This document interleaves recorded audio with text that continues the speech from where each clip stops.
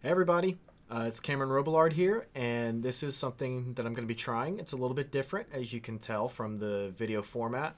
I'm going to be trying this podcast kind of visual aid format, something I've been interested in, and I wasn't quite sure how I wanted to achieve it, but I figured I would just give it a try.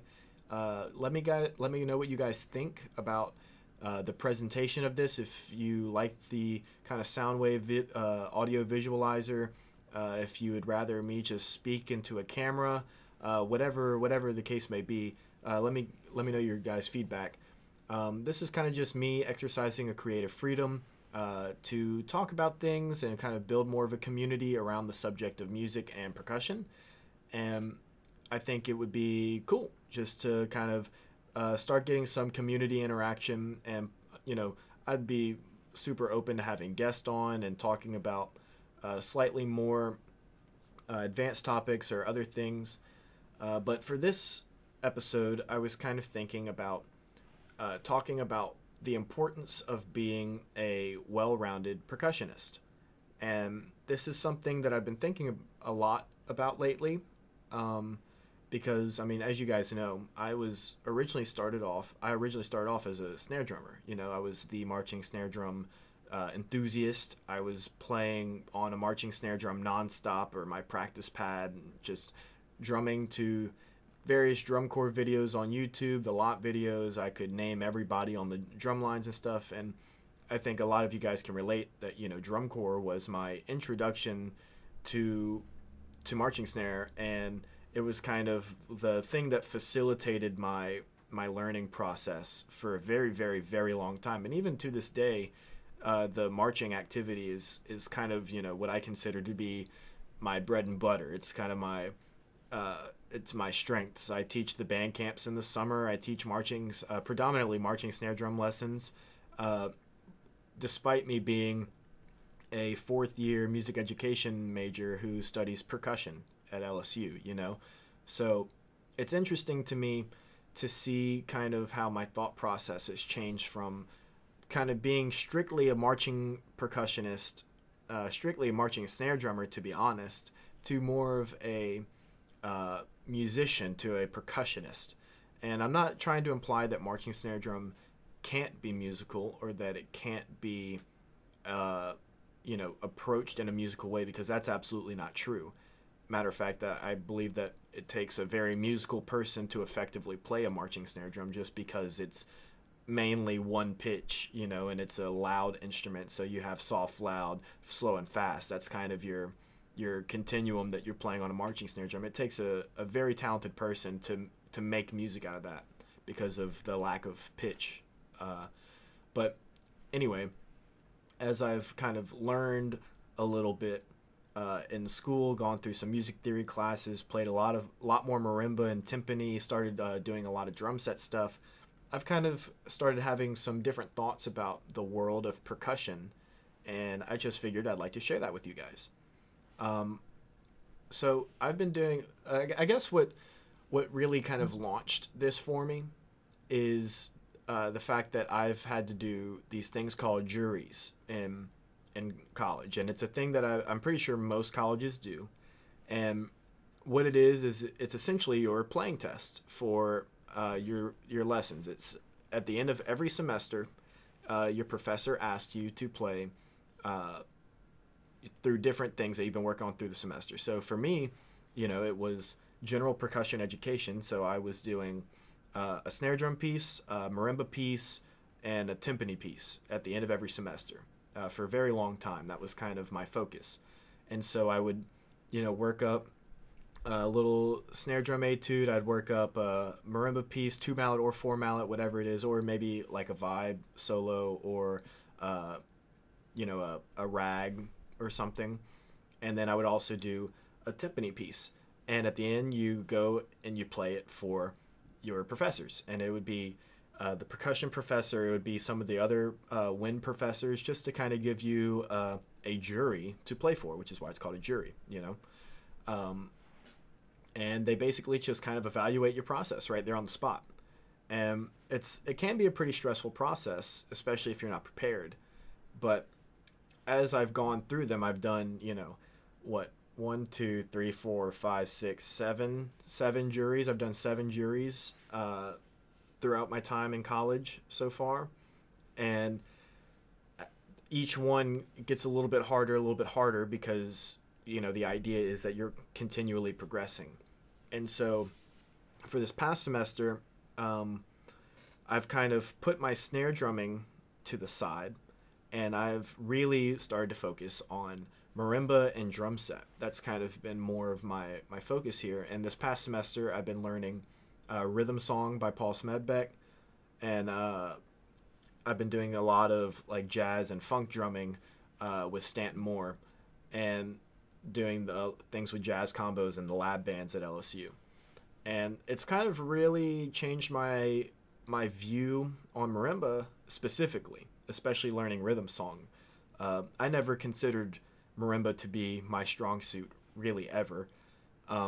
Coming into college, I could barely read music. I couldn't do it fast at all. It would take me very, very, very long time to read simple, single line melodies, much less like a 4 mallet marimba part. I wasn't very used to doing the different permutations on the instrument. I wasn't very comfortable with the technique, and I wasn't very experienced. I think that's kind of what I'm trying to say on marimba, and it always freaked me out. Reading the pitches was always kind of the scariest thing for me. Even as far back as I can remember in middle school, I remember our band director would give out the parts, and I would instantly go to the snare drum, or the toms or the bass drums, whatever, rhythmic drum part I could find, because I did not want to play the pitch percussion. It scared me. I didn't know how to do it. It took way too much effort, and I was scared I was going to get judged. And that kind of slowly kept building and developing that way, to where I was constantly picking the rhythmic snare drum parts, and I was trying to pick the harder rhythms, or the congos or the bongos, trying to get the cool rhythm parts that kind of were louder, that were a little bit more intense. And it really kind of showed its ugly head whenever I went to college, and our professor says, hey, look, if you're going to graduate from here, you're going to have to know how to read music. And, it makes perfect sense when you think about it that way, but my whole life I hadn't prepared for that. And, going through all these juries and playing Rhythm Song, it's finally one of those moments where I'm seeing the benefits of it, because before I never worked on it, because I never saw the benefits of playing a marimba, partially due to obviously my own ignorance on the matter, and my unwillingness to get out of my comfort zone, which is a very, very big one. And also just in general, kind of like the teachers throughout my life up until college would just kind of recognize that it was a weakness of mine and let me play to my strengths, which has its pros and cons. On one hand, you let a student succeed, and your ensemble sounds good if you give the snare drummer the snare drum parts and the mallet players the mallet part. And so it's a quick, short-term way to ensure that the band sounds good, But at the same time, when you think about the educational opportunity that you're offering here, you're making very one-dimensional players. And, I don't think it was a malicious intent at all. I think it was the path of least resistance, And so, anyway, going back to college, right? I'm over here, I'm playing all these things, and it feels like such a different world, On snare drum, you're holding, especially marching snare drum, I'm holding a traditional grip. I'm thinking, you're so used to playing outside, and you're used to playing loud, and you're trying to project the volume to the top of a football stadium, super, super, super high up, playing behind 100 people, and especially in drum corps, you're playing behind 100 brass players, just like playing as loud as they can. So the volume level and what's accepted in like a drum corps or a big marching band is just such a different touch, a different world, a different need than what you needed from marimba. And there's a quote I read in a book where said, a man who's good with the hammer sees everything as a nail. And I was definitely good at the snare drum, and I saw everything as a snare drum. So I would approach the marimba like a snare drum. And, I would always get so frustrated when I would approach the marimba. I didn't know how to practice on it. I didn't know how to play the instrument well. I didn't know how to make it a strength. I tried to play to my strengths. I tried to, use my ability to read rhythm and interpret rhythm to kind of get a leg up on the marimba, but the pitched aspect of it always messed me up. And it had to be dedicated practice of me specifically going into a practice room and sight reading music until I finally started getting slightly more comfortable in the marimba, And even now, I see it kind of as a really big work in progress. I've improved a lot over the last 3.5-4 years I've been in college, but it's still a completely different thing for me. I've been playing rhythm song, right? And I haven't really been focusing too much on my snare drum technique lately, just because I felt like I needed to round myself out, because the snare drum is a fun instrument for me.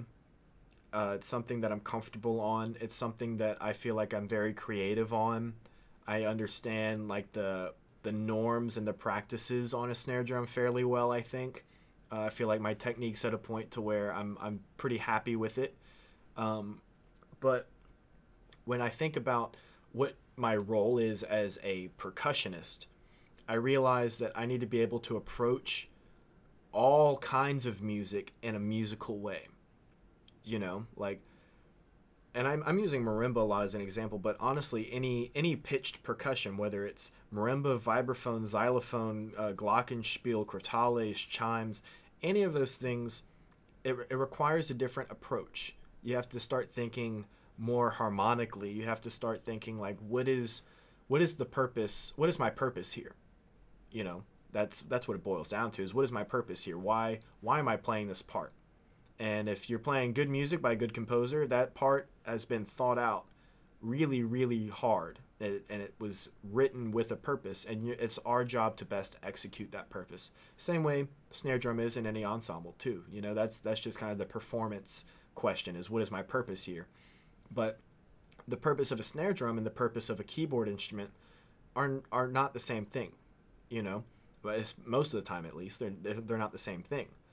Where a nice marimba texture needs to be played with a certain lightness and a certain fullness, and a snare drum part is a little bit more of a energetic kind of timbral difference. And obviously everything needs context. I'm not saying that marimba parts are only soft, light, round, and snare drums are only fast, hard, and loud, because that's not true at all. There's a lot of snare drum music that it needs to be light and timbral, and there's a lot of keyboard music, specifically Japanese literature or something, that needs to be a lot more aggressive and a lot more embodies kind of more of that angry, for a lack of a better word, just that harshness, that rawness in the Japanese marimba literature.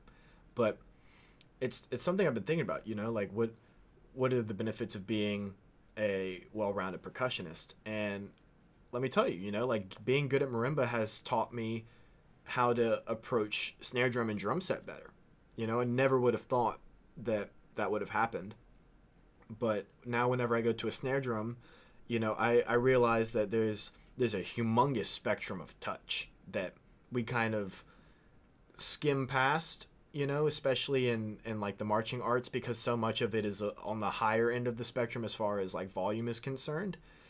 And it's also, I feel like marching band also deals a lot with extremes, where it's extremely loud or extremely soft. And obviously, good drum lines have a good middle, and there's plenty of examples of that everywhere. I'm not saying that it hasn't been done or that it can't be done, but in general, I feel like in marching band, you're really focused on the contrast and the extremes, and you kind of glaze over that nice connecting tissue of the dynamics, where You know, if you look at drum lines like the Blue Devils, extremely talented group. All those guys are way better than I am at marching drums. And their music is composed in a way that kind of is for the horns, where it's a lot of really big, loud stuff followed by some intricate, soft stuff. And that middle is kind of missing sometimes, or groups like Boston Crusaders, where it's not necessarily about the dynamic contrast so much, where it might be about the rhythmic integrity and the rhythmic, the modulations and such of just the what's the word I'm looking for? I can't even think of the word I'm looking for. The intricacies of the rhythm, where they're doing all those 4s and 4/2s and all these, stick dribble things where they're hitting one stick and doing like twice as many notes, stuff like that. But you very rarely see kind of like a lighter touch from them. And that serves its purpose. I'm not saying that's bad. I'm not saying that that's anything that there's nothing wrong with that, because it serves its purpose, and their purpose is served in a highly well executed manner. Everybody is very good at serving that purpose. The problem is whenever you take that approach and you go down, or I say down, when you go over to, say, a different setting like the marimba or like the drum set, where now you're seeing the screw as a nail, using that hammer analogy. You're taking the hammer that you're good with and you're trying to hammer in a screw, whenever really you need a screwdriver. It's a different purpose. And I've kind of realized that there's a lot more nuance than you're originally led on to believe. And people generally try to oversell the amount of nuance to their younger students, because they know how much nuance there actually is in something like percussion, in the world of percussion, music in general, And there's so much. The amount of content that there is in the world of music is just absolutely mind-blowing. It transcends cultures. It transcends time periods. It's just a pure human expression, And you look at percussion, what is a relatively new instrument, in the modern sense at least, and it's amazing how even still there it's so much to take in. It's so much to process, and it truly is a lifetime work, to get good at snare drum, marching drums, drum set, keyboard instruments, auxiliary percussion, world percussion, I guess if you want to call it that, like Latin percussion or taiko drums or the tabla, like other forms of percussion that we don't even get to experience too much in the West. It's just absolutely amazing, and you can really see why it is important to be able to tell the differences of that. Something else, is just being able to sit at something that you're comfortable with and taking the experiences that you have from the other instruments and being able to kind of approach it from that lens. It's nice to be able to change your perspective whenever you're playing. It gives you a lot more experience to draw from. It gives you a lot more choices to pick from whenever you can approach things with more experience, obviously, but the funny thing about that is you can only get experience by doing it. So that is kind of like a catch-22 of, the more experience you have, the better decisions you can make. But then the more experience you have, the more you realize how much more experience you need. And it's just kind of always a back and forth. And it's such a continual process, But I've really enjoyed, sitting there practicing marimba. I was always so confused especially in the beginning, whenever I was really starting to learn marimba music, was I had no idea how to practice on the marimba. Like, I knew I could do my scales, but I didn't really understand how to kind of apply it in a practical way. Like with the marching snare drum, I was able to say like, okay, well, this is Hugadits and this is how it directly applies into the show music, But with the scales, it was kind of confusing to me how that directly applied, unless it was like a run, but that doesn't really happen too much outside of marching percussion, at least not the music that I've been playing recently. So I was always left kind of, you know, with a bad taste in my mouth. It was like, I don't know how to practice this instrument like I know how to practice marching snare drum.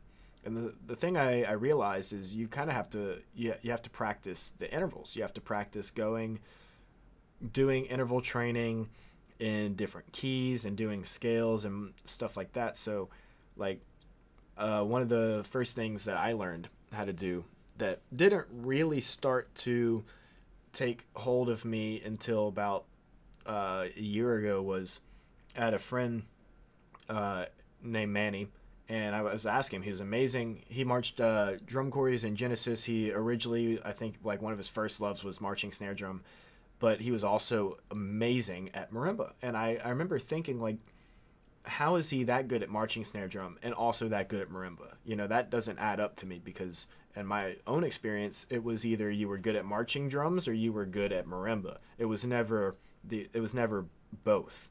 He was kind of the first actual real percussionist that I feel like I really got to experience. And I asked him, how do I practice on marimba? And he gave me this interval training exercise that does two things at once. It practices all of the possible intervals that you could have, and it shows you your scales. It works through your scales. And so, like, let's take the C scale, for example. It's a 4 mallet exercise, so you'd have mallet 1 on a C and mallet 3 on a C, and then you'd go C, and then mallet 2 and mallet 4 go to D, and then back to 1 and 3 on C, and then 2 and 4 on E, and then so forth and so on and so forth until you're going back and forth from C to the next interval. So C to D, C to E, C to F, G, A, B, C, and then you go back down.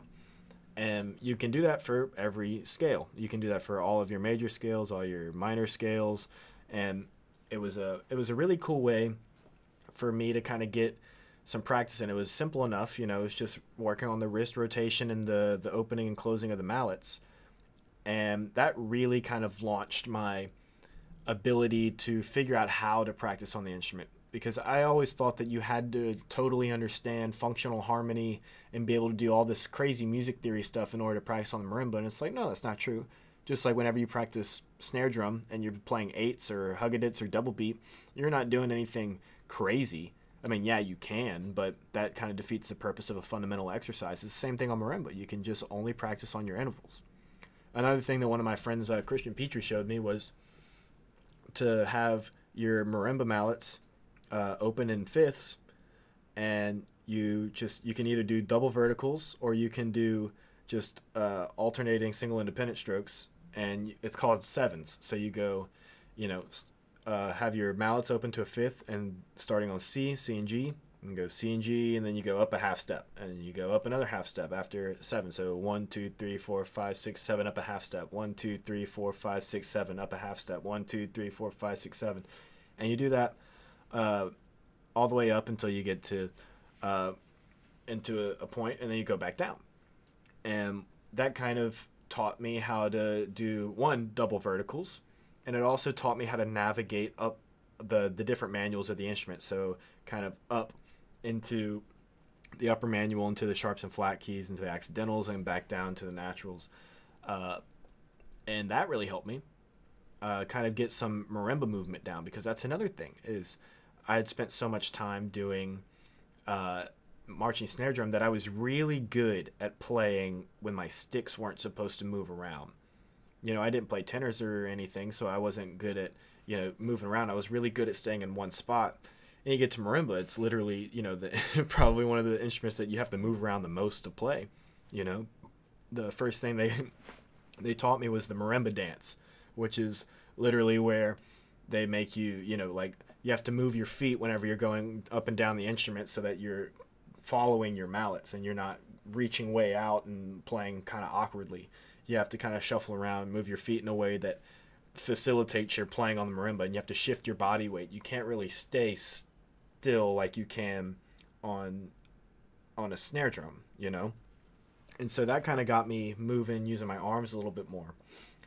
You can also do the same exercise, the sevens exercise, and do back and forth single independent strokes and go, C, G, C, G, C, G, C, and then A flat, D flat, A flat, D flat, A flat, D flat, A flat, and then go down to, or go up to D and A, and keep doing that all the way up and down the keyboard. And that focuses on different things as well. And you can just kind of slowly modify your permutations and your stickings that way. And that really helped me get comfortable moving around the marimba, because it incorporated my feet. It helped me move my body weight. It helped me go up and down on the different manuals of the keyboard. It helped me with my wrist rotation. It helped me with my intervals. And it's something that I think was very beneficial. But yeah, so that's kind of been my experience on marimba. Something else that's been going on is I've been trying to get into writing a little bit more, writing some percussion music. I'm working on a piece right now. It's not quite finished yet. I'm kind of at a creative block on it. I don't really know how to go further in it while keeping the same ideas, I guess. I don't want it to be too much, I guess. I feel like I need to find some more direction with it, but it's kind of a cool piece. It has keyboard instruments. It has marimba, vibraphone, glockenspiel. It's got some tom parts and some bongo parts. It's got some woodblock and bass drum parts. It's got some drummy sections. It's got some prettier, more mallet bass sections. And I think it's going to be fairly cool. Whenever I'm done with that, I'll happily upload that for everybody to see. But yeah, other than that, I think this is a good stopping point. We're slowly approaching the 30-minute mark. So if you're even still watching this and you enjoyed this, please let me know. Please let me know if there's any topics that you would like me to talk about, or it could be anything. It could be technique issues. It could be drumming philosophy issues. It could be educational practices. It could be my opinion. It could be me ranking things. Whatever it is, I'm open to all different ideas. So yeah, thank you guys for listening. Please give me the feedback, and I hope you guys have a great day.